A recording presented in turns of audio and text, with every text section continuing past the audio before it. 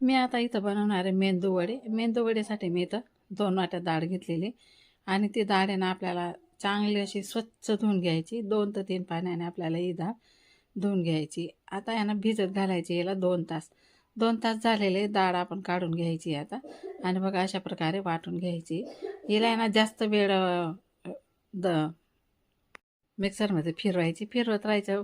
परत परत चालू बंद करून असं फिरवत राहायचं म्हणजे असं फेटायची जरूरत पडत नाही. आणि हे बघा पाण्यामध्ये टाकून बघायचं. वरती जर राहिलं तर हलकं म्हणजे हलकं झालेलं आहे. मग आपले मेंदूवडे छान येतात. आणि अशा प्रकारे मी मेंदूवडे पण इथं काढून घेतलेले. आणि जर खाली बुडून गेलं तर अजून फेटावं लागतं. तर त्यासाठी आहे ना मिक्सरमध्ये जास्त फिरवून घ्यायचं त्याला म्हणजे चांगलं हलकं होऊन जातं. आणि अशा प्रकारे मस्त हॉटेल धाबासारखे असे वडे येतात. खायला पण खूप टेस्टी. तुम्ही सांबारसोबतसुद्धा खाऊ शकता, चटणीसोबतसुद्धा. नाहीतर मग आमच्या घरात तर मिरच्यांसोबतच खूप आवडतं सगळ्या जणांना. तर आम्ही तर मिरच्यांसोबतच खातो.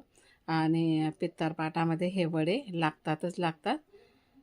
तर पित्तरपाटामध्ये ना सर्व मिक्स भाज्या, वडे, कढी, मग चपात्या नाहीतर पुरी नाहीतर मग पुरणाच्या पोळी असं करावं लागतं. तर आम्ही आता बघा या मिरच्या मस्तपैकी असं वड्यांसोबत मेंदू वड्यांसोबत खायला तळून घेतलेलं आहे. तर बघा छान झाले ना वडे. कसे वाटले तुम्हाला कमेंट करून नक्की सांगा आणि एक लाईक तर नक्कीच करा.